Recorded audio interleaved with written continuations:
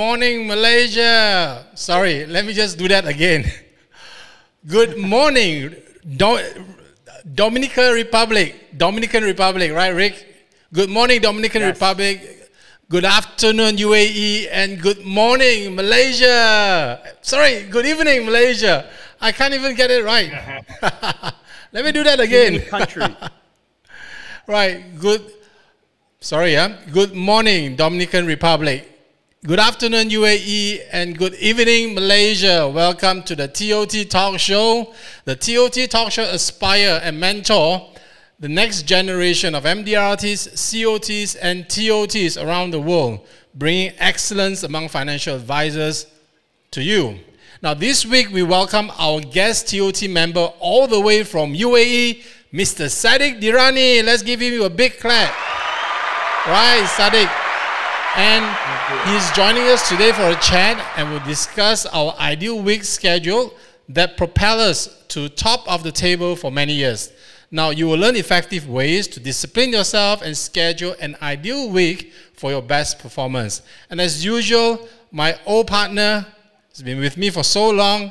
We have Rick Hugh. Yeah, Rick Hugh. Hi, Rick. Rick, you're having a holiday in the Dominican Republic.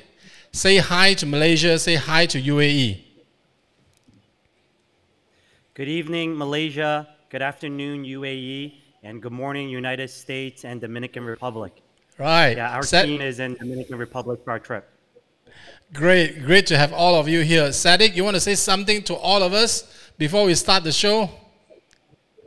No, I want to welcome everybody. Thank you for joining in, and I'm going to be very happy today to be sharing with you my experience. And back to the Larry King of Malaysia, Rim Lan. Wow, thank you, Sadik. I hope this program will give you, give all of the MDRT members, Call of the Table members, and the TOT, the top of the table members, some inspiration, right? We've been doing this for what, Rick, six months already, and it has actually grown steadily, throughout these 6 months. Right. Right, and for all of you, if you do not know that we have a podcast, let me just show you. We do have a podcast. All right. So Rick, I'm going to cover your face for a while, just 3 seconds, okay? Sorry, press the wrong button. All right.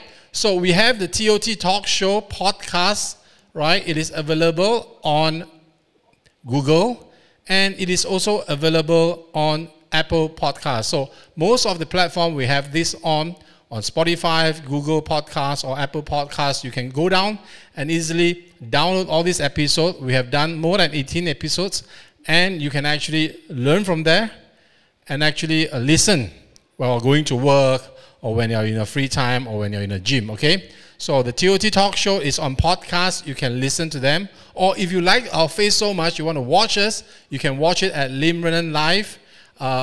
All the podcasts, all the FB Live, it is still available on Limran Live, okay? So I'm going to leave the links into what we call the chat down there so that most of the people can get it, okay? Now, Sadik, do you actually subscribe to the TOT Talk Show, Sadik? Not yet. Come on. You can do better, Sadik. But I listen to the Gratitude Show every morning without fail.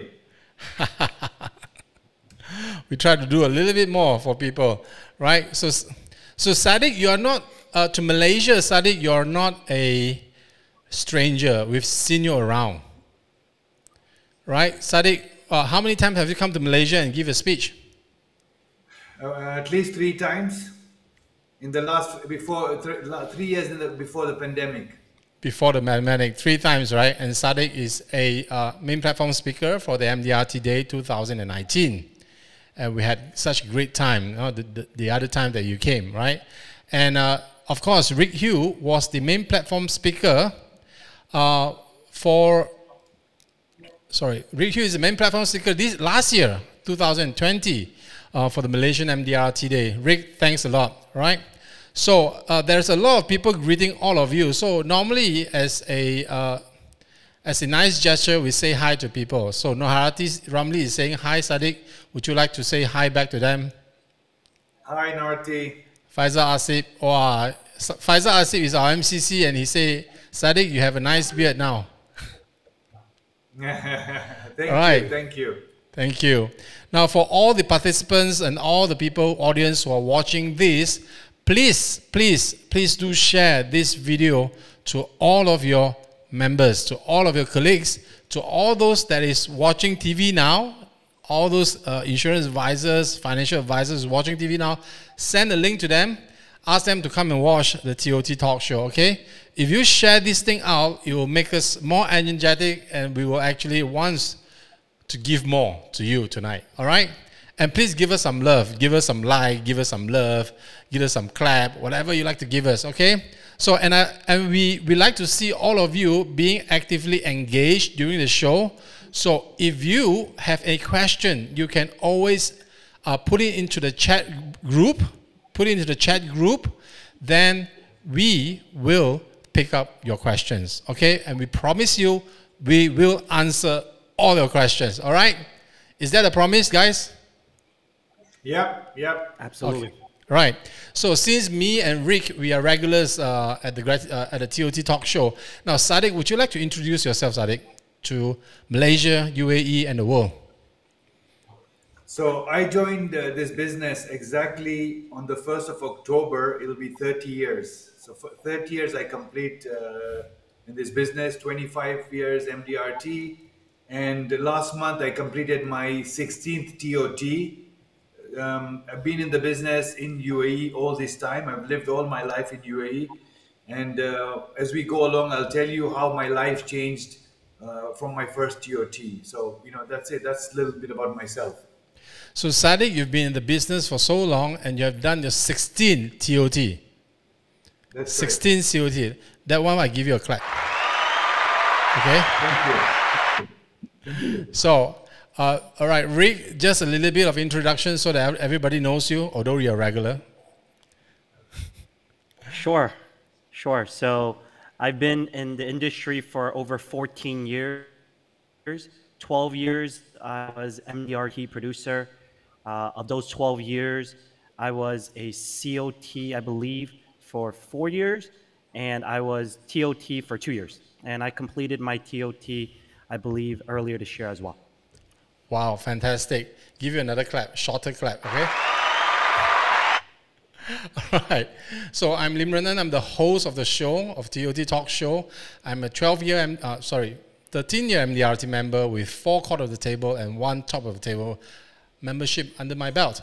So let's go on to the show. Now, for one thing, Rick and Sadik and me, the TOT annual meeting is coming. Have you guys registered or not? I'm going to do this in public. Have you guys registered?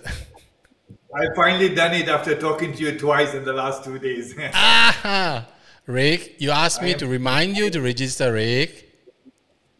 Absolutely. I got the hall pass from my wife.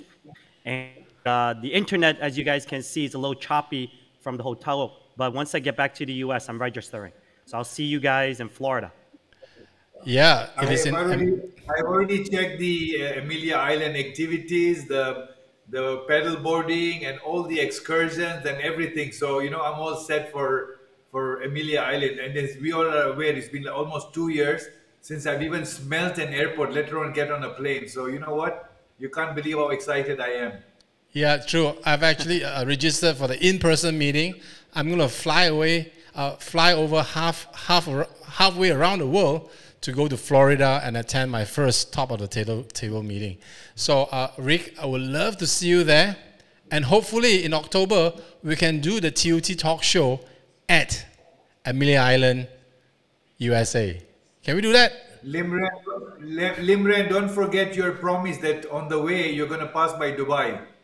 I'm trying to arrange that flight, all right? I'm trying to arrange that flight. We're going to do a TOT talk show from Dubai first before we do it in Amelia Island. How's that? That will be fun. That will be fun. Right. So thank you guys for coming in. And we've seen quite a lot of people coming in. And we encourage you to share this show to all your friends and all your colleagues who is in the insurance business because they are going to learn a lot. So today's topic is, what is your ideal week schedule to achieve top of the table? So we're going to jump right into the show, and we're going to spend 1 hour talking about the questions that we have prepared. But yet again, we're going to spend about 30 minutes to answer questions from our fellow listeners and our audience, all right? So the first question is this, right? Depends who wants to pick it up first, okay? What is the key priority in business? Can you rank them down, for example, calling, meeting, servicing, attending training, etc.? So what is your priority in your business? So who wants to pick that up? Can I get Sadik to start first? Yeah, sure. So for me, the key priority is always training. The reason I say that, because if I don't know what I'm going to go out and talk about, how am I going to talk about it? So for me, I've attended trainings after trainings, and that's one of the reasons I keep attending MDRT meetings as well as the TOT meetings. So for me, the first priority is obviously training. I follow that up with phone calls, regular phone calls, keeping in touch with the clients. I follow that up with meeting people. Now, the most exciting thing about the business I am is meeting people. Servicing obviously is a big part of my business, because 30 to 37% of my business either comes through repeat business or client introduction. So that's me. Right. So Rick, you want to take that? You want to take that as well, Rick? Absolutely. So similar to Sadik, I believe education is extremely important. As the industry changes, as tax laws, insurance laws, investment laws, products are changing, we must get better. So on average, I'm probably investing at least hundreds of hours a year in continuing education training. As a matter of fact, in 3 weeks, I have another exam certification I'm passing. So you always have to get better, especially as you help your clients. And then as we're learning more, getting better, improving our skills, it's about sharpening our saw. I believe in the fact of what we call the 3, 4, 5. So early on in my career, there are 3 things that I always focus on a daily basis. 3, 4, 5. What are the 3, 4, 5s? 3 new appointments. So it's consistent phone calls where I'm booking 3 new appointments a day. 4, I'm keeping 4 meetings a day. And then 5, getting introduced to 5 new prospects, people that we work with per day. So it's the 3, 4, 5. If I'm able to achieve my 3, 4, 5 every single day, I know I'm going to achieve my goals. What about you, Lim? For me, let me just get my screen up. All right. So sorry. I don't know why. Now, let's just get everybody in, okay? And I don't know why I'm out. Okay, so now for me, it's pretty simple. For me, I think the number one thing is to, if you look at the activities, is learning. Of course, I agree, learning is very important. So I learn every day. I learn through the car, listening to podcasts every day. I'm constantly reading every night. I'm constantly learning things. So at first, of course, when you started a business, right, you are always action. But I think towards later part of the business, I learned to slow down. I learned to learn. I learned to think, and I learned to strategize my business. So out of the activities, right, I think I spent a lot of time thinking, learning, and strategizing my business. So after that, what are the other priorities? Is number 2 is actually calling and visiting. Calling and visiting clients is important. For me, in Asia, our business is very much conducted through relationship. It is not about what you know, it is about who you know, right? But you need to know what you know as well, of course. But who you know, it is very important. So it might be a bit different from America. But in Asia, it is about what you know, who you know. So relationship building is important. The last thing is arranging meetings and arranging appointments, opening up cases and arranging appointments and seeing the clients. So 3 things I do. Priority is thinking, strategizing, right? The other 2 is calling and making relationship, visiting. The last one will be making the appointment, the closing appointment itself. So that is my thing. That is my thing. So the second question I'd just like to ask you guys now, what is the one activity that in your work that makes you want to wake up every morning? That one thing that makes you want to wake up every morning and go to work. What is that? Sadik, what is that one thing that actually makes you wake up and want to go to work? You know, you heard me saying earlier that I've been in the business for 30 years. And for me, in the last 30 years, every day is a new day. Every day is a new opportunity. Every day is a new person I meet. Rick just said he keeps asking for referrals. When you get that referral, Rick, that's a new person you're going to meet. So you have no idea who you're going to meet and what that person is going to be like. To me, that's the excitement. I'm always excited to get up in the morning and go to work because it's somebody, the person I'm going to meet is new.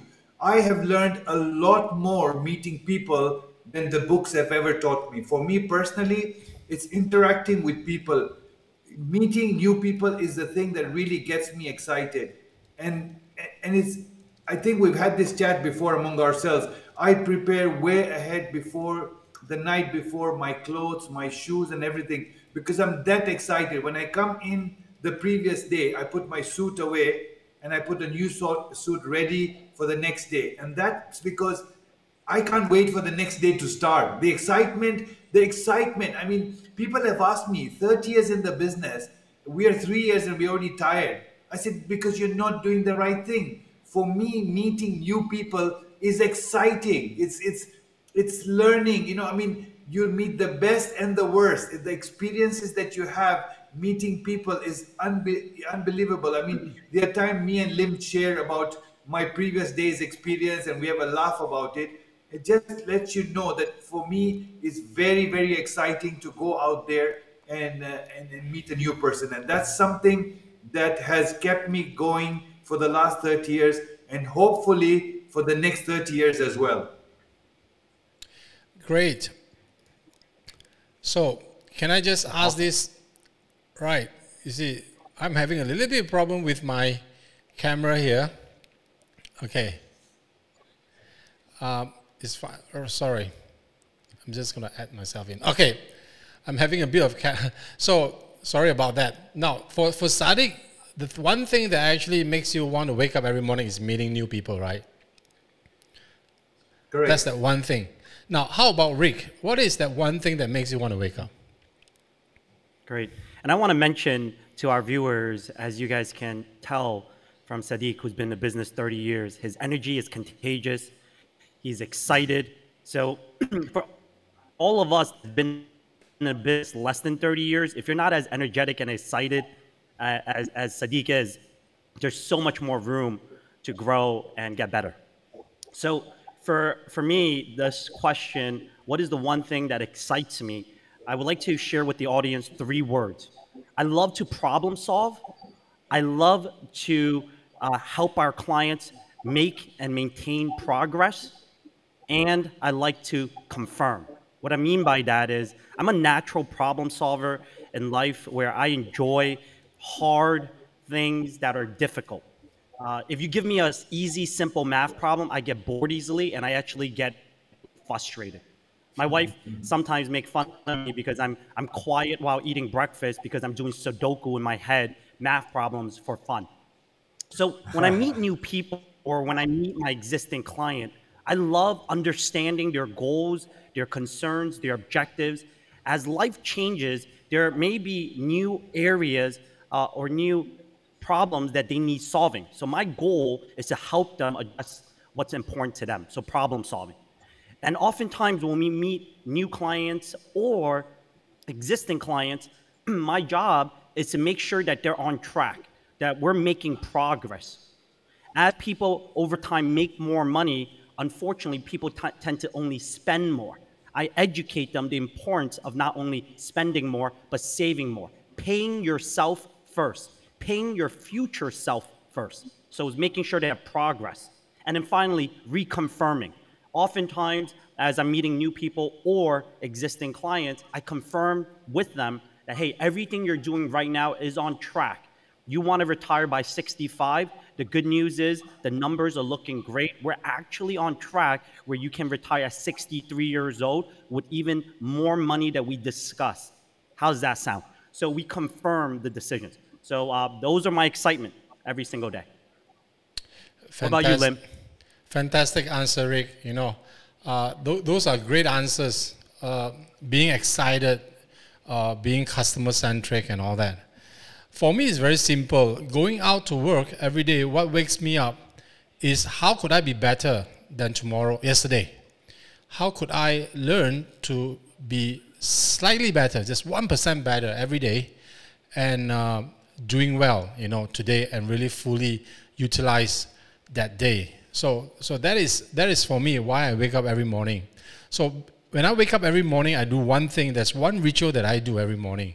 I will wake up, and I will not sit up from the bed and go to brush my teeth straight away. What I do is I spend about, say, 2 minutes on the bed with my eyes closed and imagining the perfect day. I will know all my appointments that's coming in, and I will spend time sitting there just imagining how the day will unfold, what results I'm going to get, who is I'm going to see, and what case I'm going to close, and what kind of things is going to happen to me. By imagining that, you know, trust me, you are what you think. Those things that you want it to happen will come through. So this is something I do. It is about being 1% better, you know. So something different. Everybody has a different way of doing things, right? So it is no right and wrong. Now, for all the audience out there, if you have questions, please do ask us. We will collect your question and we will try to answer them at the end, not at the end of the show, at the middle of the show. Basically about 10 o'clock, 9:30, we will start answering your questions, and we promise you we will answer all your questions. So don't be shy, right? Sadik, tell them, please. Tell them to ask questions, Sadik. Hi, Fatima. Hi, Fatima Fadil. So tell them to ask questions, and we will answer your question, okay? We are trying to be as interactive as possible. You can ask this question, all right? So take example like Brandon. Brandon is asking us this question. Later on, we will show it up again, and we will collect Brandon's question as a favorite comment, and we will not forget that you have asked a question, okay? We will answer them, right? So the next question for all of you is, what is your preparation ritual before a meeting? How do you prepare a meeting? How do you prepare to win? How do you prepare to close in a meeting? Maybe Rick, you want to go first? What is your meticulous methods in preparing a meeting? So as we prepare any meeting, whether it's a new client meeting, an existing client meeting, a recommendation meeting, a review, the process has been the same almost the last 13, 14 years, in a sense where I'm always doing, I'm starting the meeting with a recap. So like you mentioned earlier, some of my rituals is I wake up in the morning or even the night before, my team will text me my entire schedule that day. So as I look at the 12 meetings on my calendar and 10 of them are confirmed, I'm already envisioning the meeting. If it's a new meeting, I'm thinking of, okay, what are the topics that we're going to be discussing? If it's an annual review, I'm thinking of my existing client's family, their children, how they're doing at work.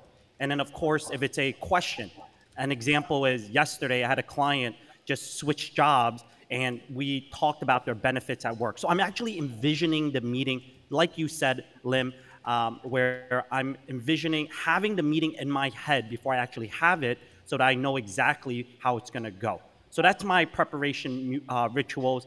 But every recommendation meeting, my team knows I need their client's existing file. I need our planning software that shows us the progress that we've made and the increased percentages as we're getting closer to our clients' goals. And I like to recap with clients. I like to understand them. My meetings is all for our clients.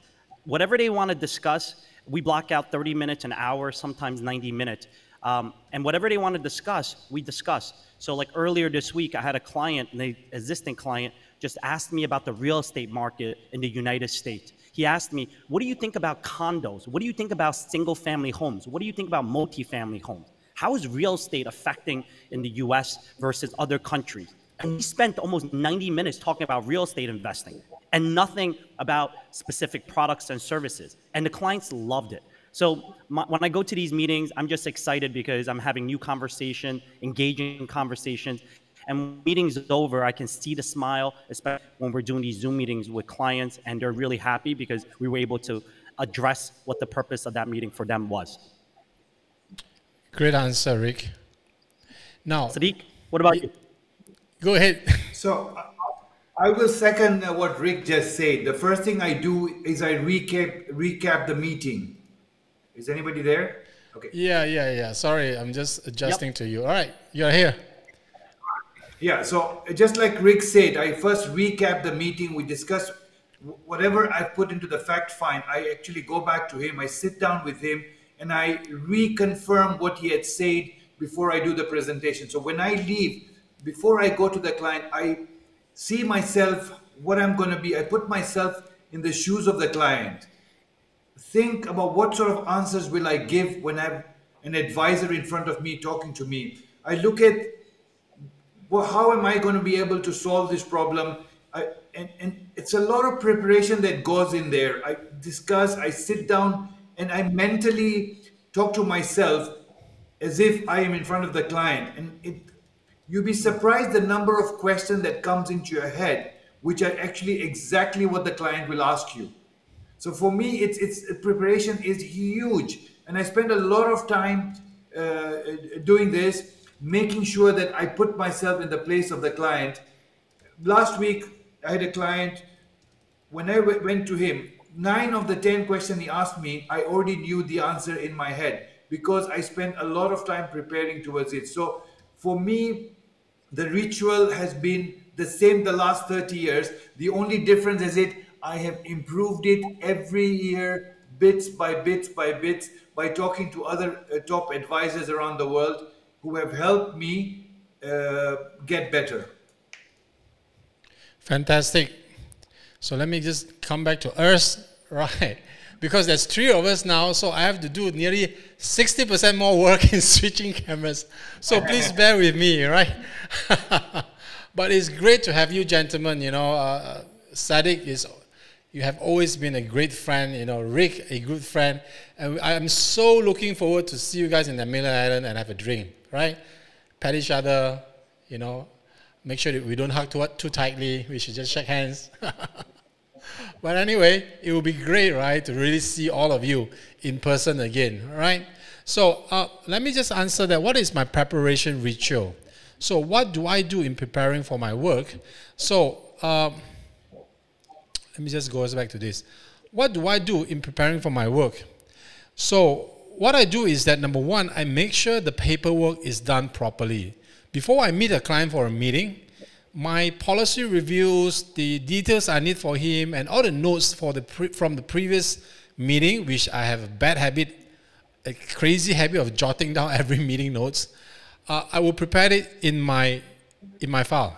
So I will prepare the previous meeting notes. I will prepare what I need to say to him, and I will prepare the presentations, everything nicely printed, colored, in mint condition when I go and see the guy.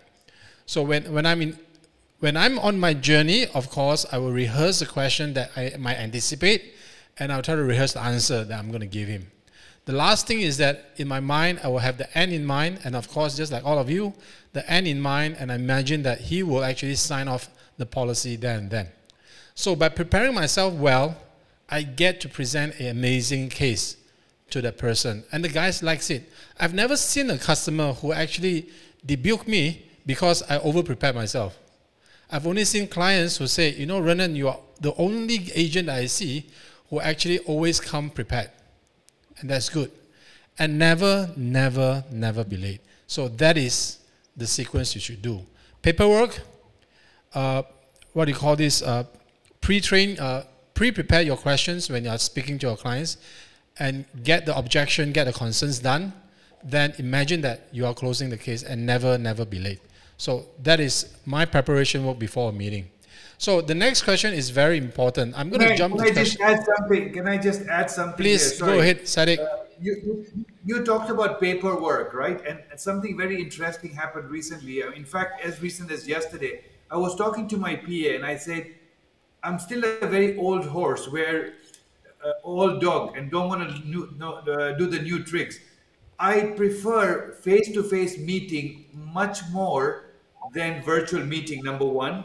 And number two, I'm still a guy who prefers writing on a piece of paper than an iPad. I don't know if that's going to change very soon. It just shows you how old I am in this business. And it's just more comfortable. As you said, my preparations, the notes are always handwritten. And that to me is really more satisfying. I mean, a lot of people, the audience we have, I'm sure a lot of them are the millennials and all, and they probably go, what the hell is he talking about? You know, I've got this pen on iPad and stuff like that. But for me, paperwork is just amazing. Sorry, I just wanted to add that in. Sorry. Yeah. I mean, if I might interrupt too. Go ahead, please, Rick. This is a conversation. Yeah. You can interrupt anytime. This is awesome. I cannot be more different from both you gentlemen. And this is why we do this show.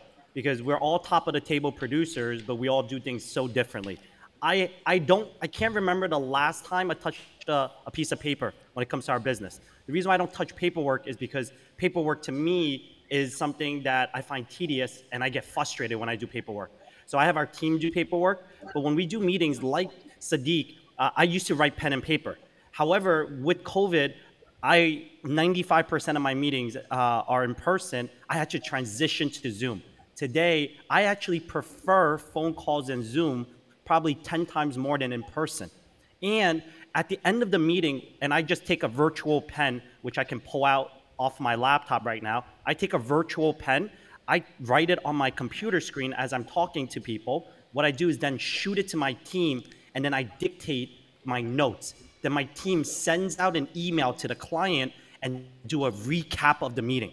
So when I'm done with my meeting, I dictate my notes, they send it to the client, recap the meeting, and the client gets that recap. So like you gentlemen, I used to do things very similar, and over time things have changed. But it's very interesting how we are all so different. Isn't it amazing? As you rightly said earlier, it's the top of the table. Everybody's top of the table doing the same thing differently, isn't it? I mean, for me, the emotion of the body language of a client sitting in front of me, my body language. I've had incidents last week where a client mentioned he liked my body language. He said I came across as somebody he could trust. Now, again, because I was physically in front of him, he could make these comments. And for me as well, when I was in front of him, I could read his eyes. I could read, well, is he going to buy? Is he serious? Is he just answering questions to avoid something? So for me, the physical side of it has always been more exciting. Yes, I did transition to Zoom meetings and phone calls and stuff like that during lockdown because it's something I didn't have a choice. The switch just went off. I couldn't meet people physically. So we transitioned and adapted to doing it online.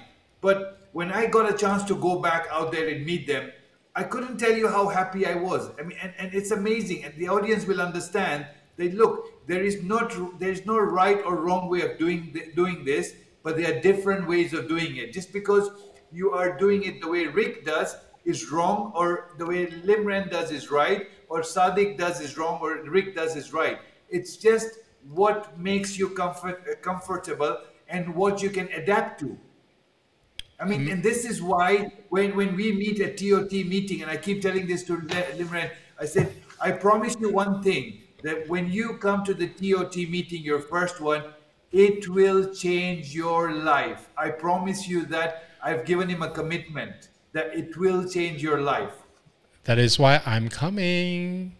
Right. Yes. You know, before I actually press the button, submit my application to join the in-person meeting in the US, I called my wife. She's in the middle of a COVID-19 meeting. She is actually the head of COVID-19 of a hospital. So right in the middle of the meeting, she said, what is so important that I have to call me right now? I said, can I go to the top of the table meeting in person? She paused for 3 seconds and she says, that's your dream. Go ahead. You should.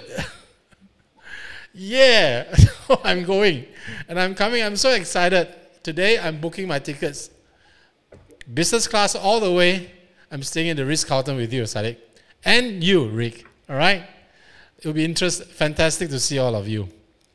Now, so I like the way just now, Rick, can you actually explore, I like to explore that idea of you having the online meeting with the client. I do a lot of online meeting now. I do about 95% online meeting. I did about 35 cases this month. This month alone, I did about 35 cases. Yeah, and all happened within the last 7 days, 8 days. When I start the engine and push. I just want to check with you. How did you do the dictation and pass it down to the staff, and they made it into a script or a meeting notes and send? How did that happen? What is that? What is that method, and what is that cycle, the process that you're doing?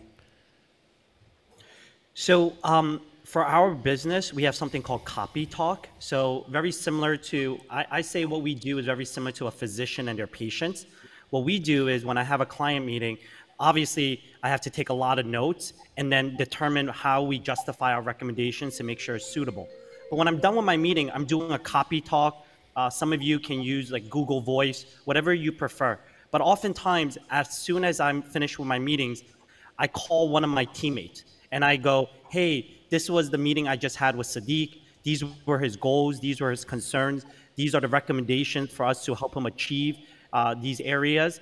Can you do me a big favor? I'm going to send you the meeting notes that I've written down, and I'm going to send you the dictation. I'd like you to do an email recap. The email recap always starts the same. Sadik, Rick enjoys speaking with you. As discussed during your meeting, here are the areas. You want to buy another investment property in New York City. We're going to help you research the Manhattan real estate area. Number 2, you want to increase your contributions in your retirement account. We recommend you to put X percentage. You want to increase the contribution to your children's education plan. We're going to do this. And because your income has gone up, we're going to increase your life insurance and disability insurance to help protect your human life value and your future income for your family. All of those are there. And then right next to those notes, Rick enjoys speaking with you. Please review these recap notes. Our team will reach out to you shortly to make progress on the discussion points. Have a wonderful day. That's it. And then my job is to go into client meetings and once again, problem solve, help them make progress over life, and reconfirm the decisions they've already made. My team's job is to put those strategies in place. I wish I can do everything. Like my wife says, I'm not that good at many things. So therefore, I have great teammates that help me execute on those ideas. Right, great. And I can see that you're saying copy talk. Is that right? Is that the right spelling? Copy talk or Google Voice. So let me just recap what you said. You had a meeting.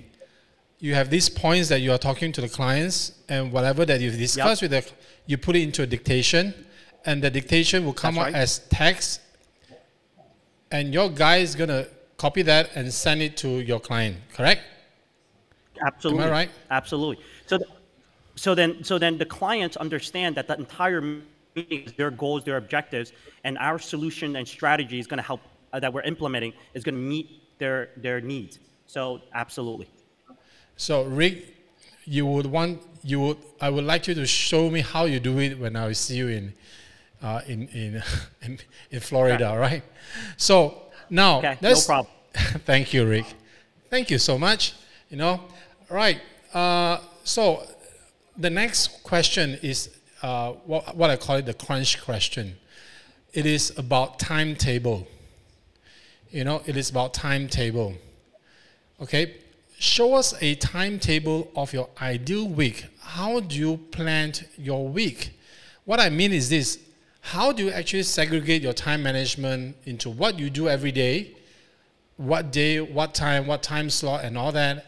And I know Sadik is a super sportsman, and I want you to put that in as well, taking care of yourself and all that.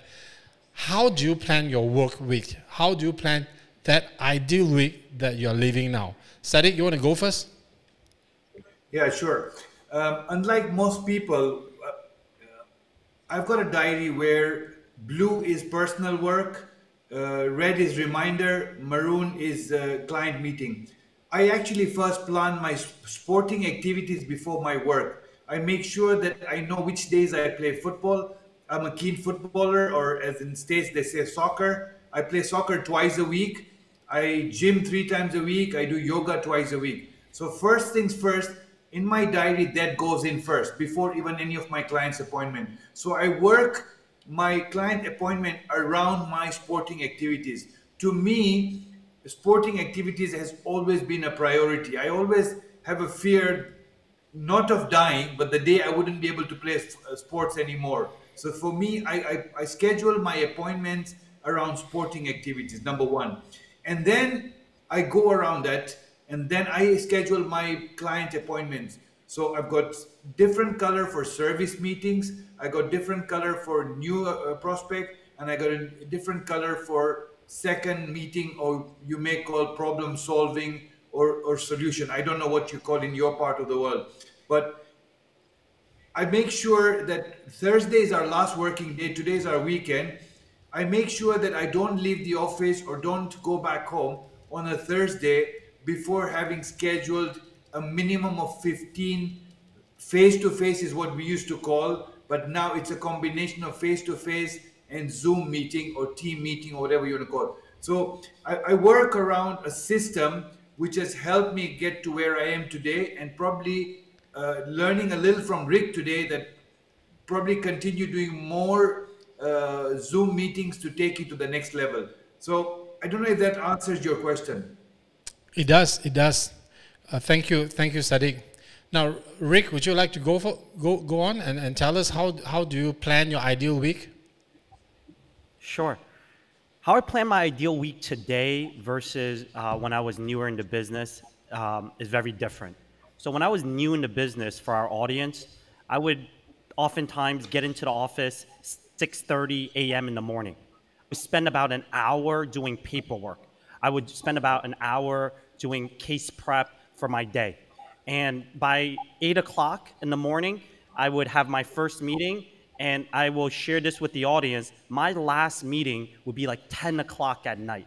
I remember when I was new into business and I was like 25 years old, I had a restaurant owner that said, hey, my restaurant closes at 11 p.m. Will you come to my restaurant? I said, sure, I will be there at 11 p.m. I was extremely meticulous with my time, and no matter what, I would keep my schedule as busy as possible. And then at night, when I'm done with all my meetings, I would recap, I would do notes, and I will tell you, to many of the people in the audience, I did not sleep. I don't know how I did it back then versus today. I would go out to dinners, but I would always be very obsessed with the schedule. Now today, my schedule is very different. Now granted, when I was new into business, I used to weigh almost 200 pounds. I used to neglect my health. I used to not sleep that much. I used to not exercise. I used to not do the things I should be doing. Today, I work out every single day.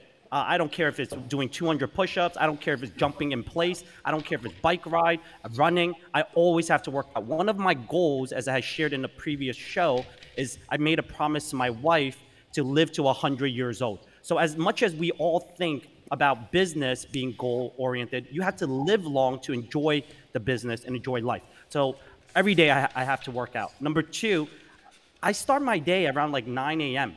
And then my last meeting is generally 5 p.m. So from 9 to 5. Now, when you hear, wow, Rick, you went from 8 to midnight, now you're doing 9 to 5, that doesn't really sound like you're working too hard. Actually, I'm extremely efficient. So there are 3 types of meetings I have on my calendar. It's either a 30-minute meeting, a 60-minute meeting, or a 90-minute meeting. The 30 minutes are questions. Rick, I'd like to buy real estate. Rick, can you review my benefits at work? Rick, I have a question about this stock. that I'm looking to invest in. I'm about to start a company. Those are 30-minute question meetings. An hour meeting are generally updates, reviews, and then an hour and a half meeting are recommendations or new discovery calls. And then my calendar, literally from 9 to 5, which 5 o'clock is my last meeting, it has zero gap. I tell my team this, it has to have zero gap. Pretend your calendar is like your teeth, right? My teeth, I want to make sure my teeth are all perfectly lined up. So if you look at my calendar from 9 to 5, it's just back to back to back meetings. Do I make any phone calls like I used to? I used to make over 200 phone calls a day. I do not make a single phone call a day. Do I do paperwork like I used to? I do not touch paperwork at all a day. Do I do case prep? I do not do case prep at all every day because I have a team. My team is, we're a team of 8 now, and someone on my team is making that 100 phone calls a day, scheduling meetings for us. Someone is doing all the case prep. We average about 30 applications a month. We put in almost 400 applications a year, and I don't touch any of that. So that's kind of like my ideal schedule. Thanks, Rick. Thanks, Rick. Sadik, you have anything to share? To add on to Rick's? Yeah, I work very, very differently to Rick. I still am a control freak. I like making phone calls. I like being in touch with the clients. I mean, I have a team, but I have just one PA who does all the back office work. He does all my paperwork. He does all my follow-ups. But I still am someone who's comfortable calling people because since the day I started, now it's 30 days, like Rick, we all did 12, 15 hours at the beginning. And I've got a lot efficient now. I mean, the closing ratio has changed a lot. The ratio of getting referral has changed a lot. I get a lot more introductions and referrals than I ever did. So it's become much easier, or rather the word as Rick used, I've become a lot more efficient. And I do a lot of networking. I go out and meet people. We go out for dinners or coffees or whatever. So I'm still a person to person. So my clients never come through my team. They all come through myself. And I'm still doing the old-fashioned way, which is picking up the phone. I've never made 100 calls because I never worked on cold calls. I've been very, very, very blessed that my business has always come through referral. I've never picked up a phone book or an Excel sheet from somebody and called up. I've just not been comfortable. The only time in my life I went out with a group of cold callers, I still remember that. They said we start from the top of the building and we work our way down. We go floor by floor. By the time we came to the second floor from the top, I walked out. I just couldn't do it. Cold calling wasn't for me. So for me I said this to myself, Sadik, either you work hard, do cold calling, or you work hard on how to get referrals and make life easier for you. So right now, at that time, I said to myself, work harder, get referrals, work on getting referrals and introductions so that you work smarter than harder. Now, as I said earlier, we all do things in different way. Rick's way is not the right way or the wrong way. Mine is not the right way or the wrong way. As you guys can see, the audience can see, the results are the same. We're doing things differently, but we both are TOT and hopefully will continue being TOT. So the message to the audience is do what's good for you, do what you're good at, adapt and adjust. Don't suddenly change the way you're doing things because you must be doing something right to get where you are. All you need to do is learn from the people who are top of the table on the way they do it. Adapt to your style. Thank you, Sadik. So thank you, Sadik. So I'm going to show you something. I'm going to share with all of you something, what I do on my ideal week. So this is what I call a ideal week planner that I do. So what I do is this. I always put the important things first, the big rocks. What are the big rocks? The big rocks are my family time, my learning time, my time to think, and my exercise time. Those are the big rocks. It goes in first. Then I put in the secondary things. The second most important things is most probably seeing clients, the business, and all that, right? Then I put in the last one is actually managing my agency, like meetings and all that. Of course, the agency meetings will be in as one of the more important part, right? But I do have department meetings and all that. So I put those at the side. So what it is important that a lot of people think, a lot of people thought, you know, Sadik and Rick, before we ever go to the annual meeting, we always thought business is the most important activities. But after you go to the annual meeting and you go and attend some other things, and they tell you, no, resting, learning, and your family time is the most important thing. And I learned that probably the first time I joined the annual meeting. And from there, I improved myself.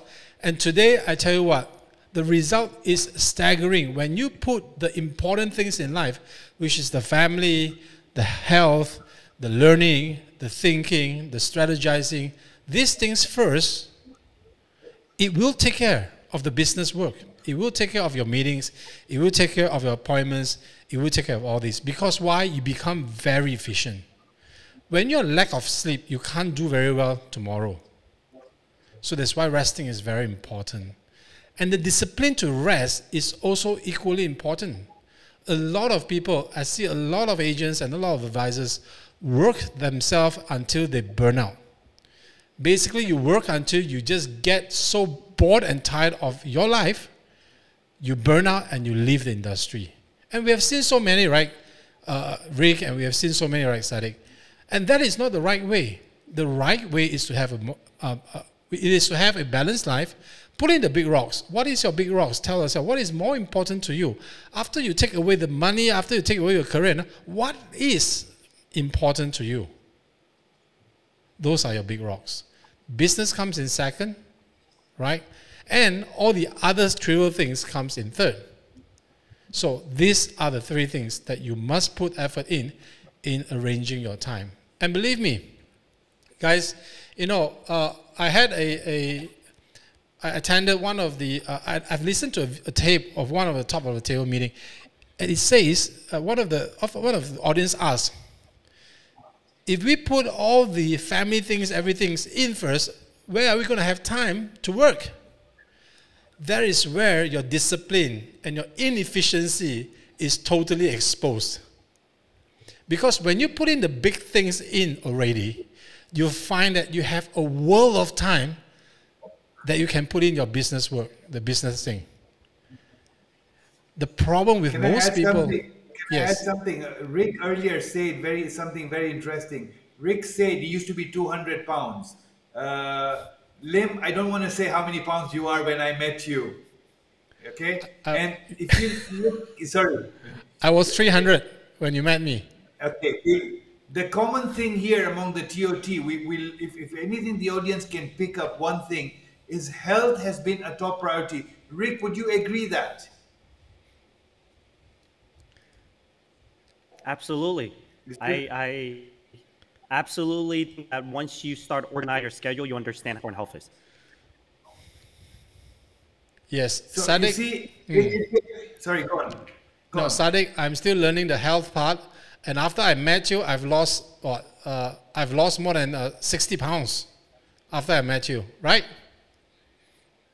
And I remember our conversation at the dinner table. You said it cannot happen. I'm not going to share the whole conversation, but I kept insisting, yes, you can, yes, you can. And here is something the audience has to know. You decided to make that change. The moment you decided to make that change, the moment you decided to get out of the comfort zone, you lost that 60 pounds, right? Yes. Same way in our business, a lot of people are in the comfort zone. The moment they decide to get out of the comfort zone, the world is your oyster. I mean, amazing things can happen. And again, it's a TOT talk show. One thing very, very common among TOT, and as when you attend, you'll realize you could be standing with 8 different people, as I discovered once, from different parts of the world. When I asked them what their ideal week was, you know, it was like I was mirroring my week. They did exactly what I did. I did exactly what they did. And as you earlier said, their priority was first the family, the health, before the work, because automatically if you're healthy and you're fit, your endorphins are jumping. You are healthier, you got more energy. When you have more energy, you can go out there and work. If you have peace at home, everything else falls in place. Like Limran earlier said, he wanted peace at home, so he took his wife's permission if he could go to TOT. Yes, yes. Absolutely. Absolutely. I know. That's why it is important to ask your wife for permission. So as I was just wrapping up just now, it is important to put your big rocks, your medium rocks, your big rock first, your business, then the rest of the things put into the calendar. And believe me, you have so much time. When you do an ideal week planning just like this, when you do an ideal week planning just like this, you will find that you will have more time than ever to finish everything that you need to do in life. All right? So let's go to the last question. We have 3 more minutes before we take all the questions, and we have a lot of questions. I think we have more than 15 questions that we need to answer, right? So the last question is, do you take time to think every week? If yes, when do you do it? Rick? I leave to Rick to start after that. Sure. My most peace is when I'm taking a shower. So I read an article recently that it talks about how your human body comes up with the most ideas in the shower. I don't know why that was the case, but have you guys ever in the shower come up with something and like, oh my God, I don't have a pen and paper to write this down or something to type it up? Yes. So I realized I am probably the smartest when I'm in the shower. So my wife always complains, why is your shower so long? I said, honey, I'm getting smarter. I'm getting smarter. But usually in the shower, I do a lot of think time. My routine is always the same. I eat the same, I shower the same amount of time. I listen to music while I shower, but a lot of think time. And then before I go to bed, I do a lot of thinking. What about you, Sadik? Yeah, well, strangely enough, shower is a place where your mind is wandering all over the place and all these thoughts are coming. And the difficult part for me as you get older, by the time you leave the shower, you get to the pen and paper, you've forgotten 4 of the 20 things you were thinking about that you want to put it down. So, you know, it's strange that while taking a shower, the other place that really I find peace. So I pray regularly, you know. I mean, I don't know if you understand how Islamic prayer works. I pray regularly. And that's another time that my mind wanders and starts putting questions into my head that this is what I got to do. So yeah, I get a lot of thinking time. Shower, like everybody else, is one of the best places. You too? You do thinking time in the shower? Someone said, Rick, you should be taking more showers in a day. I take too many showers. You guys just see my water bill. My wife gets upset that it's like, why are you always using the shower? There's no more hot water. All right. So the question is, do you take time to think every week? And if yes, when? So when do I take time to think? I take time to think when I'm doing my walk. That 1 hour walk, that 4.5, 5 kilometer walk every morning or every evening. When I take my children out, when I take my children out to the park, they will spend their time in the park with their friends, of course, and I will do my walk and without my phone, without a headphone, no phone, no music, no headphone. It is just me, my legs, and the road. And when that happens, it gives me absolute tranquility to think through things that I couldn't get past for sometimes for days, sometimes for weeks. It gives me ideas. It lets me think how to get around a client, how to get over an objection from a client or a concern from a client. It helps me to think how to put my company in structure. It helps me to think the next business idea that I should put in. So that 1 hour every day without music, I purposely put my phone in the house within the park when I can see my children playing. That is the time when I do my thinking. It used to happen in the morning, but now I shift my walking time to the afternoon so that I can bring my kids out at 5 o'clock. So it is like automatically at 5 o'clock, they will knock my door. Dad, it's time to stop working and start playing. That's it. You stop working, you drop, shut off, no more meetings, you go out. I start my walking, they will play in the park, I see them happy, I wave at them, but I'm actually doing the thinking. So you guys can try that. Do your thinking time when you are exercising. It actually works. It actually works. Okay? So now we have answered all my questions. Now let us answer what people have had for us. Okay? Now before we do that, Sadik, I want you to do one thing. There is a lot of Filipinos in the show right now. A lot of them in the show right now. Would you like to say hi to extended family, to extended Filipino families?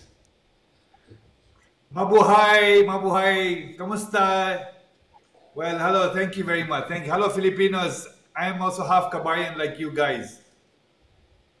So Sadik's wife is a Filipino, right, Sadik? Correct. So, correct. And Sadik visits the Philippines every year, and Sadik has beach houses and mansions in Philippines as well. He also Right, has you- a small army. Yes. Sadik, you must bring us to your mansion and your beach houses, okay? One day. Definitely. Yeah. As long as you come for 5-kilometer walks and runs with me. I like it. I like it. I like it. So let's just take questions, right? There are plenty of questions. Now, guys, if you have questions for all the audience out there, if you have questions, please do keep them coming. Please do keep them coming. We will answer all of them, we promise. Let's start with the first one. Okay, let's start from the first one. All right. This is from Mr. Fu, VH Fu. How do you spend your time more efficiently? Sadik, you want to take that? How do you spend your time more efficiently? I'm quite disciplined. I mean, I've got a very, very structured life.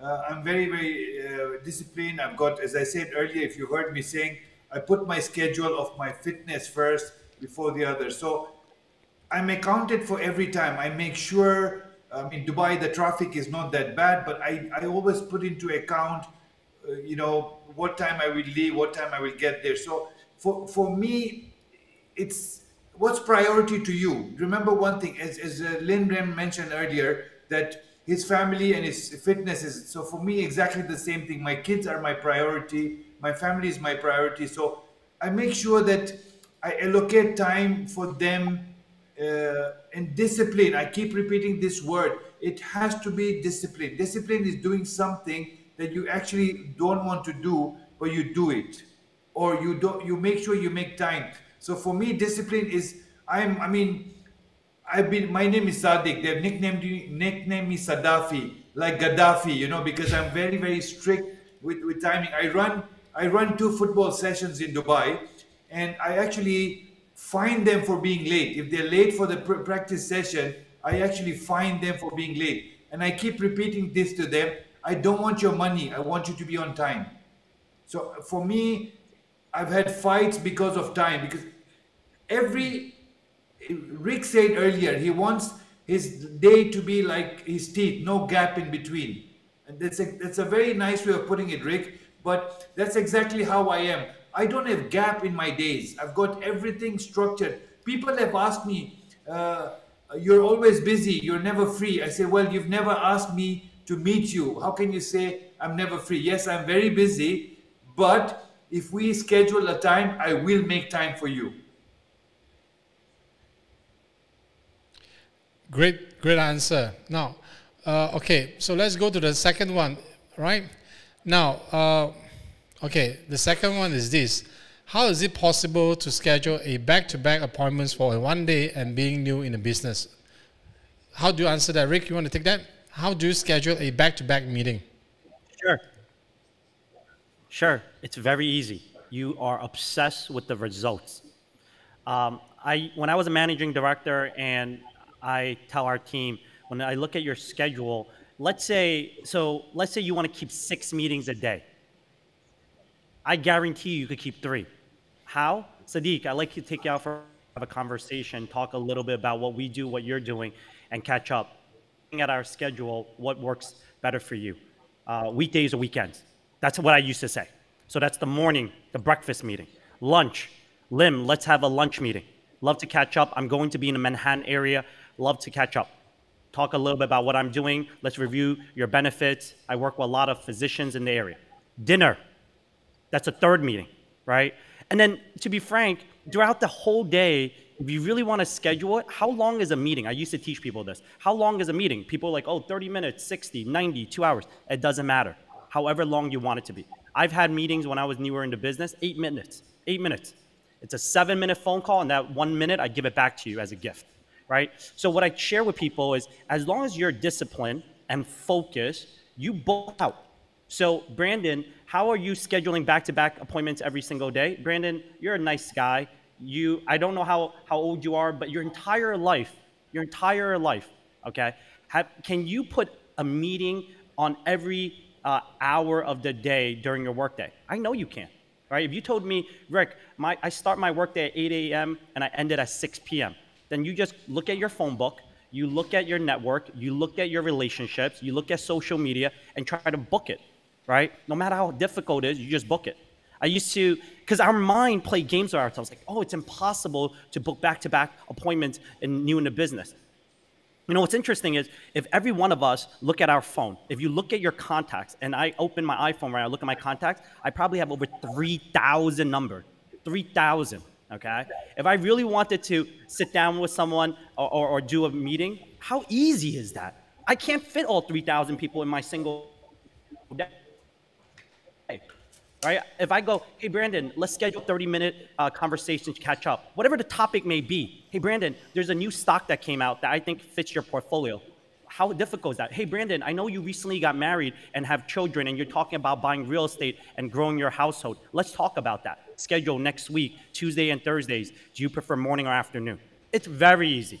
It's very easy. But the motion of doing it is not fun. It's not fun, which is why a lot of people say, I can't do it. But you just got to mentally prepare for it. Thank you, Rick. Thank you, Rick. You know, we apologize for Rick's video's quality, but he is actually doing this on his holiday, and he's still doing this for all of us. And for that, could you guys give him some love? Just give him a clap or some love. He is on holiday in the Dominican Republic, and he's still doing this. A little bit of a heart. I'm kidding. Right. Now, so Rick, there's a question I would like to answer. I just saw a question from someone called Rezabel Chen. She's saying, is there anything in particular you guys had to change to get from MDRT to the next level? If so, what are they? Go ahead. Sadik, if you want to answer this, go ahead, please. Okay. Rezabel, I don't know if you have heard me speak before, but I'll tell you this. The first time I attended MDRT, I was the top producer in the Middle East, thinking that I am dog's bollocks, I know it all, and I'm the best guy around. But when I got to MDRT and I started mixing, remember the annual meeting includes the top of the TOT members as well.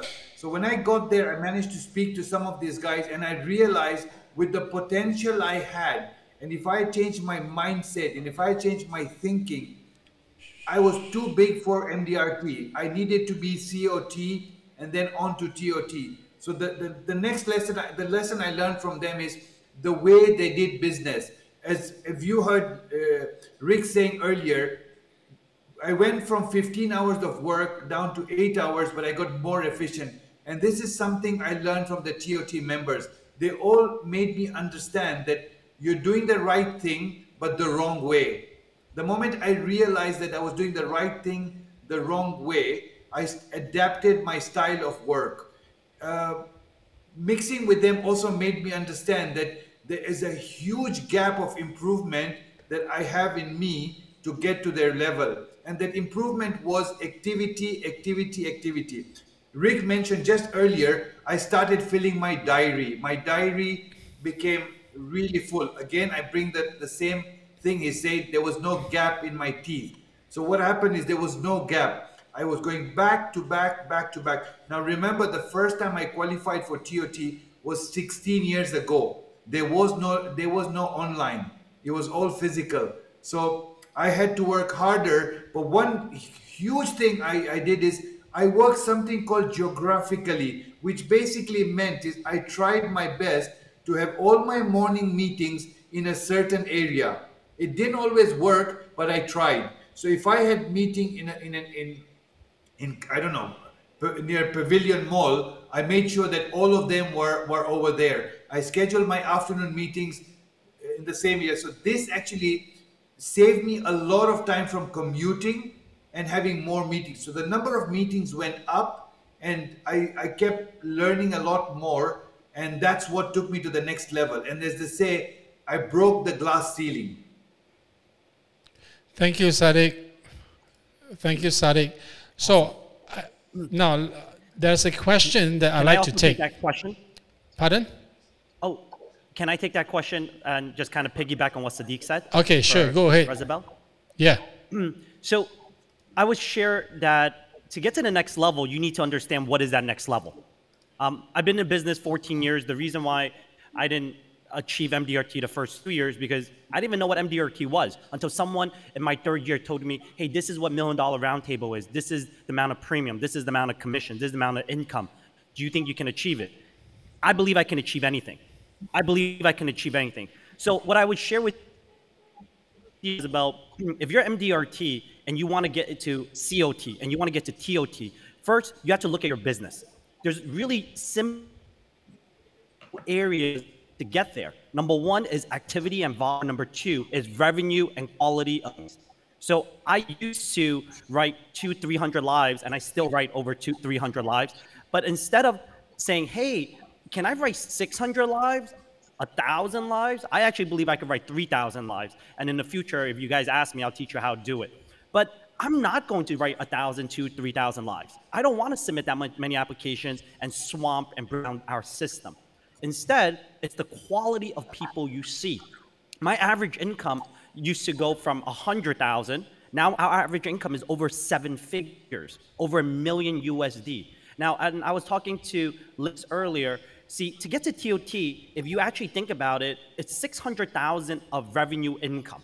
Now, if you do 600,000 of revenue income, and let's say the average person works 200 days a year, not including holidays and weekends, that's 600,000 divided by 200 days, that's 3,000 per day.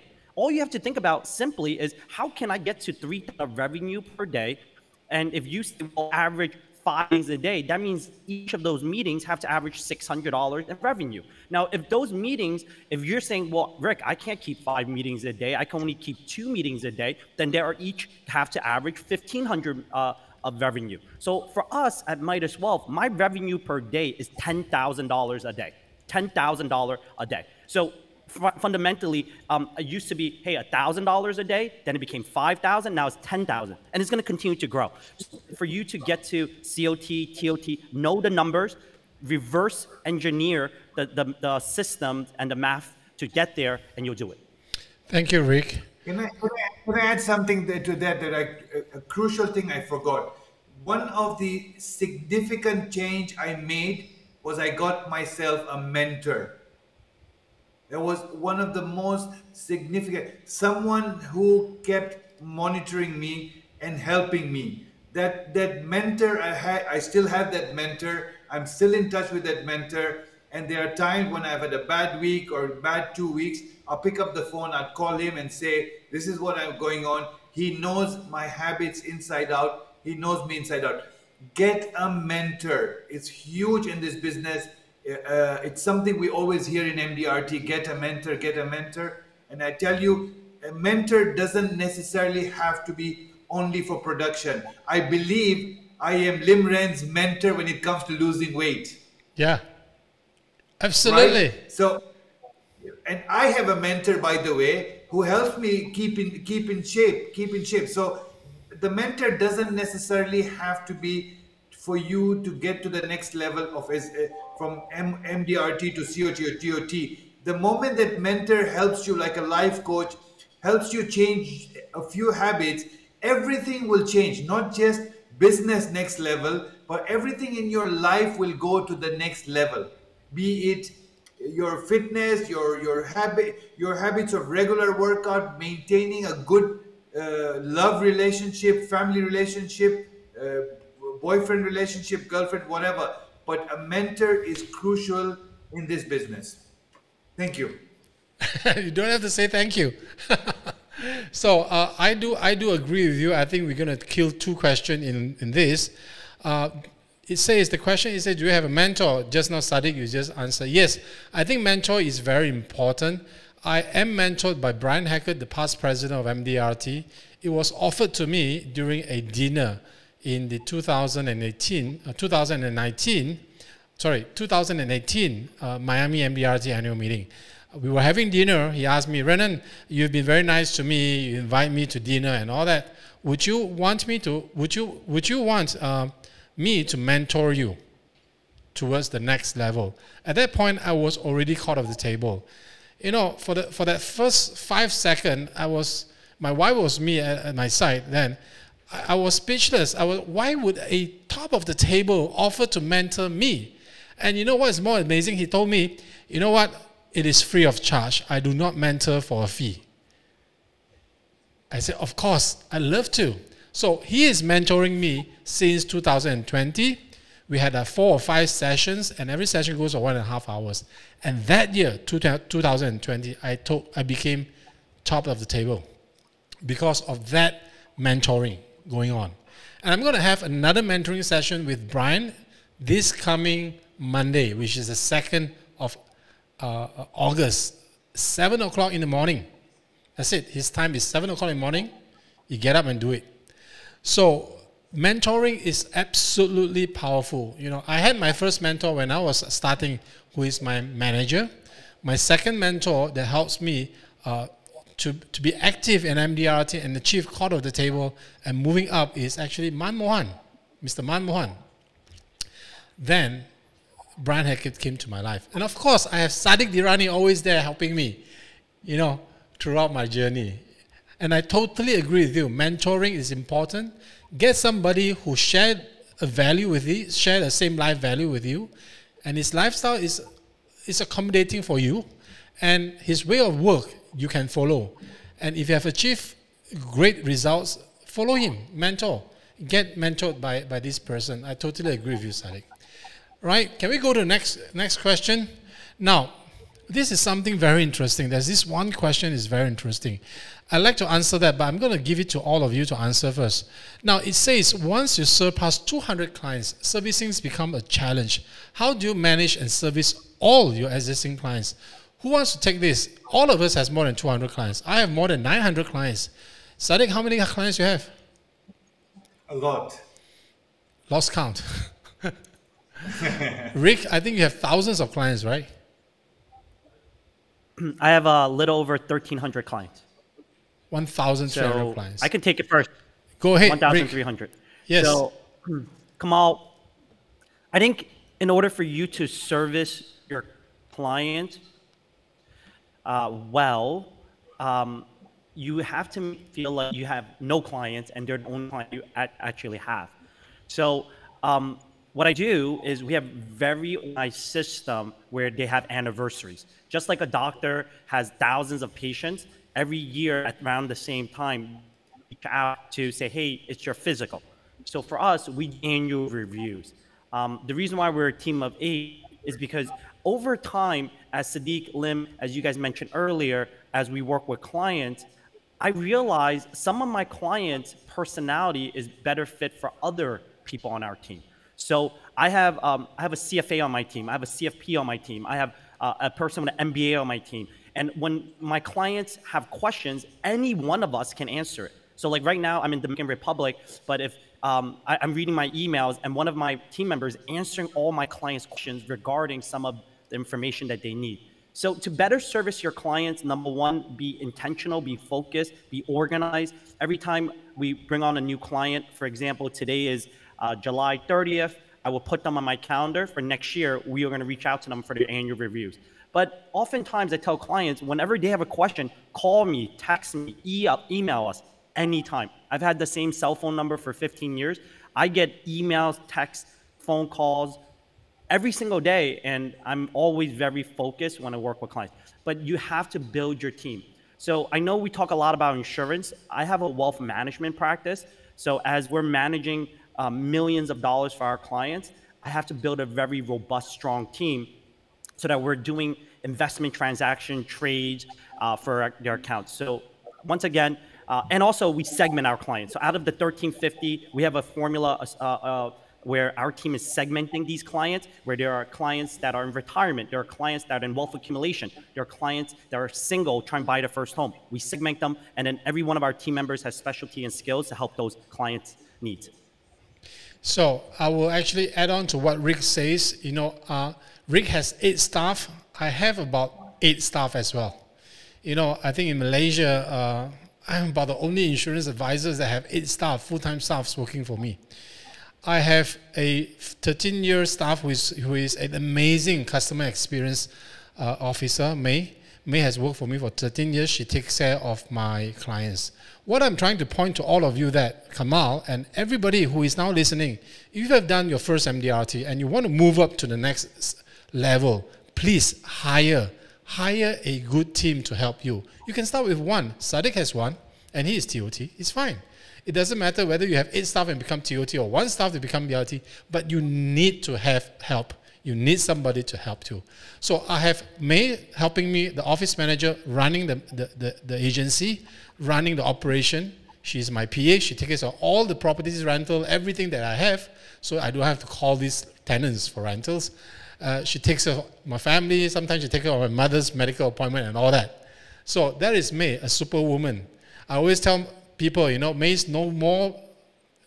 knows all my bank's account better than my wife. All right. So I have a recruitment and a training manager who trains all my agent, Melissa. I have a person who runs the general insurance business for me, who is Puiling. I have a staff, Vincent, who does all this TOT talk show, all this rendering, all this video, everything he does. He's on full-time basis, working from home. I have Baywen, who creates all these beautiful logos and all our beautiful posters and all that. You think I'm so smart doing that? No, I never did that. And I have another 3 staff who are paraplanners who prepare policy reviews, who prepare what do you call this, proposals, who prepare all the beautiful paperworks and all these things. And what I do, I arrive at the office, I give them a task. I tell them I need to see this, prepare this paperwork for me. Before I leave the office, after an hour and a half, everything is on my table, stacked nicely into my working briefcase, and I'm ready to go. The driver is waiting for me. Let's go. So that is called efficiency. If you guys want to become TOT, you must, or MDRT or COT, you must spend 10% of your income, hire the first staff. Hire your first staff, all right? So that is my question. Sadik, you want to point out something? I will piggyback on what you just said. The best investment after learning that you can make in this business is to recruit a staff. That is your investment in this business. Your first investment, as Rick mentioned earlier, is learning. You need to learn to get better. Your second best investment in this business is hire a good staff. And you will have to go through a system where you'll hire someone over a period of time. He or she is not good. You'll have to replace him. You will eventually get to a stage where you'll have a staff that you want. I have one. He's Superman. He's Carl. I cannot live without him. I shouldn't say this very loud. I can live without my wife, but I can't live without Carl at the moment because he's absolutely brilliant. She's not watching the show, so I'm safe. Don't worry, guys. Anyway, Carl. He's not going to be amazing. Alive by TOT meeting. You know. So, sorry. Yeah, go ahead. Carl does absolutely everything for me, apart from going out and meeting and talking to the customer. That's my job. But otherwise, he is the best investment I've ever made in this business. He's been with me for 6 years, and he's helped me maintain my TOT. He handles my LinkedIn account. He handles my website. He handles my Instagram account. He has my credit card. He does purchases for me. He does almost everything for me. I mean, if I want to go to a location for a meeting, all I tell him is I want to go here. He sends me the link and I get to the location. So he really looks after me. You know, I cannot tell you more that invest in yourself.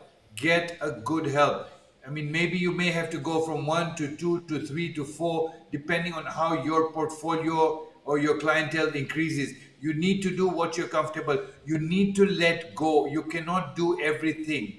You will not become TOT by trying to do the paperwork and the driving and the paying the bills and doing this and doing that. You will not. I can assure you that if you do, you will become TOT once 1 year. You will not become a consistent TOT. So invest in yourself. A good staff is worth every penny. As Lim said earlier, 10% of your income should go into investing in yourself. True. You know, yeah, Rick, go ahead. Yeah, so perfect example, we're in Dominican Republic. 2 months before we decided to go on this trip, I surprised my entire team saying, I would like to bring you guys on an international trip. And by the way, tell your spouses to make sure their passport is available. I took my entire team and their spouses to Dominican Republic, because one thing that's really important, my team knows this, I respect them. Hopefully they respect me, but we can't do what we are doing to help and impact our community without a strong team, right? And you got to treat your team well so that you can continue to grow. If you really want to be a TOT and sustain being a TOT, you cannot be a one-person operation. My opinion is, in order to do it really well, you have to build an essential business and essentially build an empire. I tell my team this all the time. We are going to manage $1 billion in assets under management within 10 years. Within 10 years, right? Imagine you're managing $1 billion in assets under management and you're one person. Impossible. It's impossible. So as we're building, we're a team of 8. My goal is in the next 5 years to build our team to be a team of 20. My goal is in the next 10 years to build our team to a team of 30. And then when I'm bringing our team and their spouses on these trips, I'm going to be spending 6 figures on these trips. And I'd be happy to, because the point of the matter is we're building something really special. And when I hire someone, you know, I tell them over time, I want you to retire with me if possible. That is my goal. I am so obsessed with what we do because I want to help our clients, but also I have a responsibility for all these families, and our team feels the same way. So hiring good help is very important. Very important. Hiring, you know, I just want to add the last thing. My first MDRT is all myself. I did it myself. My 12th MDRT, after that, the 12 years of MDRT and COT and TOT is attributed to the team behind me. Because after my first MDRT, I hired my first staff. So after that, it's not me anymore. It is the team that brought years of MDRTs, COTs, and TOTs. So hire somebody, hire somebody. So let's go to the next question. We cannot finish a question if you're going to take so long to answer one question, okay? So let's just take one. And okay, I'm just going to take this one, this particular one, because it is in my name. It says, Renan, when you say you closed 35 cases in just a week, how did you do that? And oh my God, congratulations to you. Thank you, Hazel. How did I do 35 cases in the last 8-9 days? Is that I decide that I need to start doing it. Because I was busy building the agency, writing scripts for trainings, attending to agents, meetings and all that for the last, 5 months, 6 months. And then this month, I decided that, you know what, I need to really look at this, you know, and look at my personal sales. And because now is the best time to actually do the medical insurance policy for all these clients. So I decided to pick up the phone and start calling my clients and see them. And do you know what, Rick? I did 95% of all these appointments online, Zoom calls, and I closed 35 cases. It is back to back, back to back, back to back, back to back. Today I did 4 cases. 2 is pending. Another 2 is coming. 6. Yesterday I did 5 or 6. Tomorrow I should be doing about 3 to 4. So tomorrow is the last day of the month. So if you ask me how, it is a decision. If you want to do it, it is a decision. You must just switch it on and just press it on and just go. You know, it is a decision. Okay? So we're going to finish with this, and let me just pick another question, right? There's a lot of questions on hiring staff. There's a lot of questions on hiring staff. Rick, maybe next month we should do one special session on hiring staffs, all right? Okay, now, sure. So I think we have our next week's topic already. So there's a question by Michael. Let's take this. With COVID now, how do you prepare yourself for Zoom meetings, mentally and physical wise? For the clients, anything we need to take note to prepare them. Rick, you're the champions of Zoom meeting. Take it away. Sure. I think this topic was in one of our earlier shows, but Yes. what I would share with Michael is my team, when they call, like Sadik, hey Sadik, we were recently introduced to you by Lim. Rick and our team would like to schedule an introductory phone call to share with you the work we do and see if we can be of any added value. With that being said, looking at our availability, do you prefer mornings or afternoons? So that first phone call is a 10 to 15 minute phone call. It's a discovery meeting, right? How much time commitment is 10, 15 minutes? I will tell you this, my showers are more than 10, 15 minutes, right? So it's a very easy call. And during that call, we just say, I noticed one of the questions, what is that one powerful question you always ask? I've been using the same question the last 14 years, although the world has changed. This question is my most important question. Sadiq, today is July 30th. What is your biggest financial goal? What are some concerns of yours? What's most important for you, your family, your future today? That's it. And then during that 10, 15 minutes, Sadiq's going to tell me everything that is on his mind, whether it's buying real estate, whether it's understanding his benefits at work, whether it's getting promoted, whether it's building passive income instead of working so hard so he could retire early, whether it's making sure his children are meeting their education, savings, and goals. Whatever it is, I write it all down. And during that 15-minute phone call, we build enough of a conversation where it makes sense to schedule the next meeting. The next meeting is a true deep dive, in-depth call. Well, Sadiq, you mentioned you want to buy a home. Our rule of thumb, our philosophy is we want to buy a home on average no more than 4 times our household income. And you never want to borrow more than 3 times your household income. Otherwise, when it comes to cash flow purposes, it may or may not be affordable.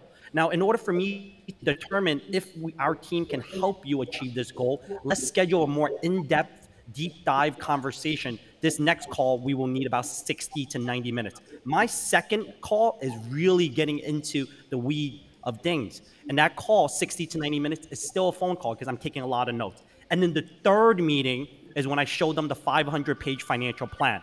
That 500-page financial plan is then a Zoom meeting. Because during that Zoom meeting, they're able to see my recommendations and I'll be able to show them. Thank you, Rick. So, Sadik, I have a question for you, Sadik. Don't go to sleep Shoot. yet. Now, I have a question from you, from Pun Arivan. All right. He says, Assalamualaikum, sir. Is relationship still relevant in getting new clients? Or cold calling is enough? Sadik, you're the master of relationship. Please take this away.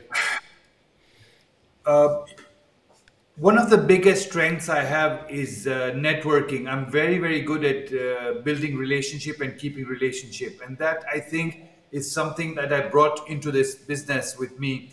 And to me, that has been the best thing. Call calling is not bad, but it's a lot tedious, hardworking process. Instead, what I would advise you to do, Pon, is try to learn how to collect referrals, introductions, and leads. Your life will become a lot more easier. You'd rather spend a quarter learning how to become a better relationship builder than spending the next 10 years doing cold calling. You know, Absolutely. Absolutely. You know, spend time. Pick a mentor. Speak to people who are very good at networking. Speak to people who are very good at collecting referrals. Speak to people who are good at getting introductions. It's amazing how easy it is, and it's something we can talk about on a different day. It's amazing how easy it is for people to introduce you to their family and other members. Try working on mapping. Mapping is your clients, their family. The first level of introduction is his family, his cousins, his brother, his colleagues. If you're working on a sector, they're all engineers. They can introduce you to fellow engineers. If you're working in a sector of doctors, tell them to introduce you to fellow doctors.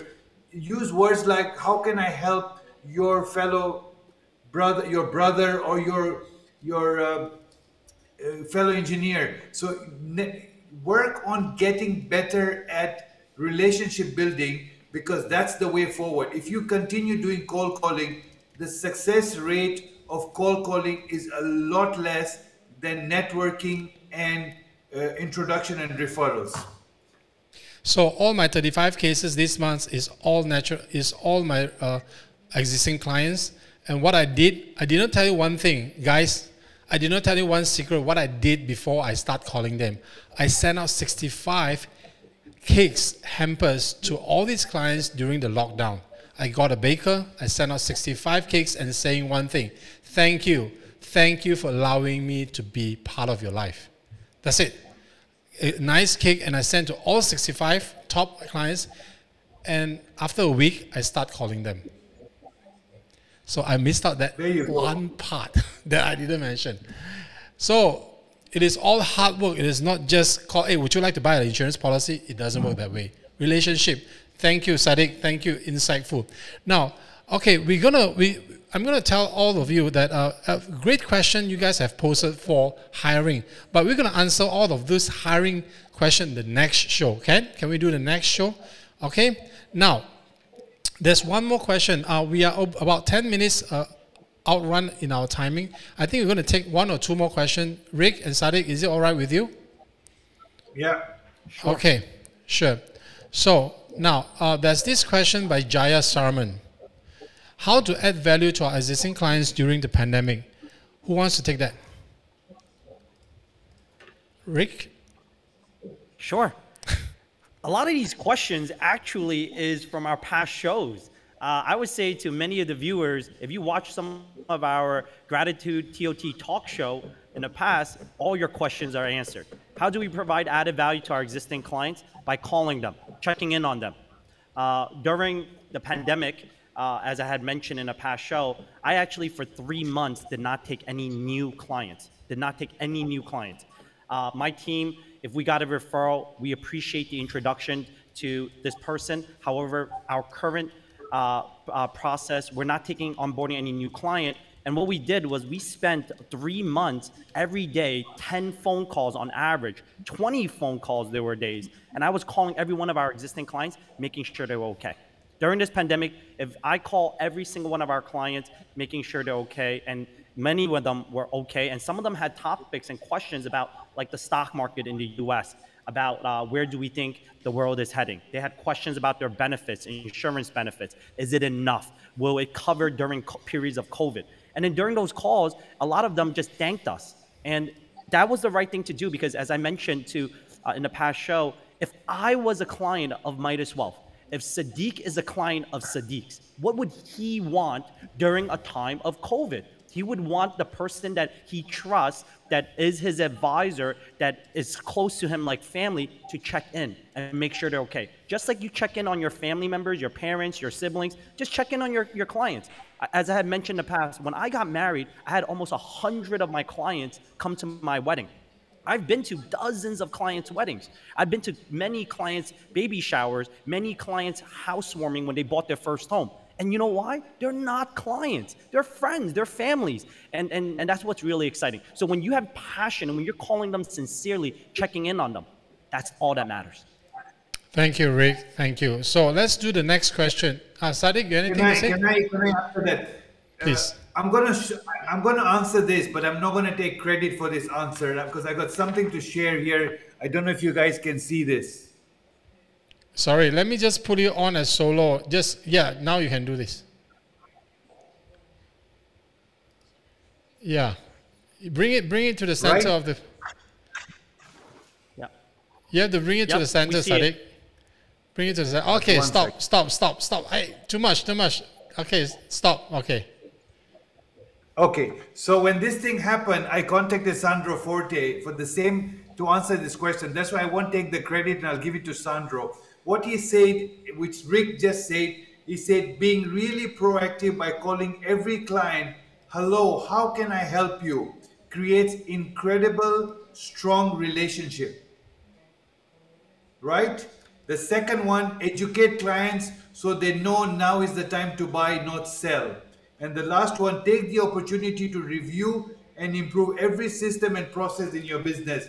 So that's what Sandro asked me to do, which Rick just mentioned, and that's what I did. So during pandemic, you had to, anything that happens, where there's a war, there's the market crash, whatever it may be, the best thing to do during time of crisis is pick up the phone, call your clients and tell them, how can I help you? I am here for you. And that will not only assure them that they've taken the right decision by choosing you as an advisor, but that will also help you get more clients that actually trust you and give you more referrals. Thank you, Sadik. Thank you. So, the golden question is, how can I help you? And I am here for you. Thank you. So we're going to take the last question, guys. We're going to take the last question, all right? Now, okay, I'm going to take the last question. Right. So, just hold on. Right. So the last question, this is so wide, you know. I don't know which one to pick as the last question. Let me just pick this one, okay? Let's just pick one from Hazel, right? How can we keep maintaining our energy to keep calling and get a full appointment for the week? Now, who is the crazy caller here? Sadik Dhirani, you're the crazy caller. Well, again, this is something Rick has already answered earlier. It's what you're expecting to get in the end should motivate you to keep calling. I repeat, it's what you get in the end that should motivate you to keep calling. For me, the end is a happy client, helping a family, achieving my TOT again, and being happy. These are the four things that will make you keep going back and calling the clients. All right. Thank you, guys. I think we are at the end of our show. Now, before we go, is there any last thing, nugget of truth, that you want to tell all our guests before we sign out? So I'll go with you, Rick. Start learning to fall in love being uncomfortable. Start learning to fall in love being uncomfortable. So that last question that Sadik answered is excellent. But all the things, my question to the audience, do you need motivation and energy to brush your teeth? Do you need motivation and energy to wake up? If you don't need motivation and energy to do those things, why do you need motivation and energy to do some of the questions or the difficulties, asking for referrals, keeping a schedule booked, hitting certain things? You need to commit, mentally commit. So start learning to get uncomfortable. I love doing things uncomfortable. I love doing things uncomfortable, such as working out. I don't love working out, but I love the feeling, the results after working out. That's all that matters. And I tell people this all the time. Stop falling in love with results, but fall in love with the process and the relationships. And one of the things I'll teach you, all of us, is whether I have a client or don't have a client, I actually make the same income. So one of my sessions that I did recently in another company, I tell people, start paying yourself. So regardless if I have a month where I hit 100,000, 300,000, 500,000 of revenue, I still get the same income. What do you mean, Rick? Because it doesn't matter what the revenue is. It actually goes to my business account, and my business account pays me a salary. So I'm just a salaried employee of Midas Wealth. So therefore, whether I have 100 clients this month or I have 0 clients this month, I'm still making the same income because there's so much money in the business reserve. So therefore, I don't fall in love with the results. I fall in love with the process, and I just keep doing what I'm doing. Because I think about this, because my team members are getting a salary, when I ask them, hey, you have to make this phone call, you have to do this email, you have to book this calendar up. Do they go, oh no, I don't have motivation? No, they just say, oh, it's part of my job, I'm gonna do it. So that's my nugget as we leave. Can I add to that, the word he just used, falling in love. People are too focused on the destination and they don't enjoy the ride.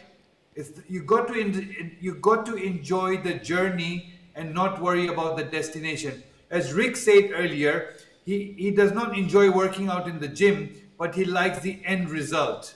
But he knows by putting in a disciplined effort every day, he will achieve the end result. So the end result most of the time takes time.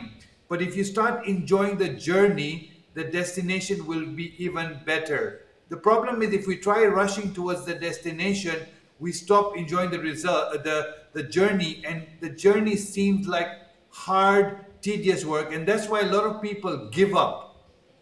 They give up because they're not enjoying the journey. They're too much focusing on getting to the destination. Start enjoying the journey. If you enjoy the journey, the destination will be even sweeter. We spoke about this, about how Lim Ram got to the top of the table because he enjoyed the journey. The destination was the result of him enjoying the journey. We all have done it, Rick. Lynn has done it. All the TOTs, they don't wake up in the morning, rush towards becoming TOT the next day in month 1, month 2, month 3. But we go through a process, we enjoy the journey, we do the process day in, day out, and then there's a result at the end that keeps us going, and that's the reason we don't give up. Everybody will get there. The thing is, it's only when you give up is when you lose. If you keep going, you will get to the top of the table. Thank you, Sadik. Now, my comment at the end of the day, I just want to answer this question quickly. He felt that he lacks of resources to help his client, and he felt insufficient to help them on their concerns, and that's why I have no courage to call my clients. So my response to you, Ricky, don't think how much you can help the clients. Some of the clients are in business. You cannot borrow 10,000, 20,000, or 100,000 or 2 million for him to turn his business around. But it is not how much you can help him using your resources. It is how much you care. It is just how much you truly care for him. A lot of times, a help doesn't really just comes from borrowing money or giving him some resources to help him going around.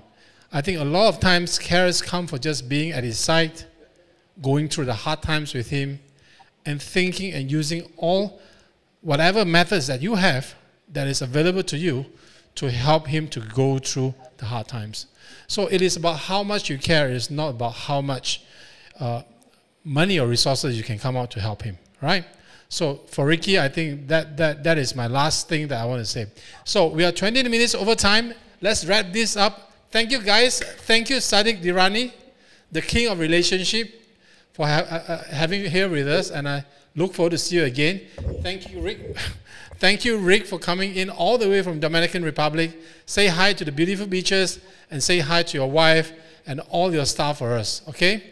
From the TOT Talk Show, guys, thank you so much to the audience who are here and doing this show with us and be fully participating, giving us so many questions. And I promise you next month, we will do a show on hiring the right staff. Hiring the right staff, okay? So guys, thank you so much for coming in. I'll see you guys again. Until next month, bye. Take care. Bye-bye. Take care. Bye-bye. Bye. Bye.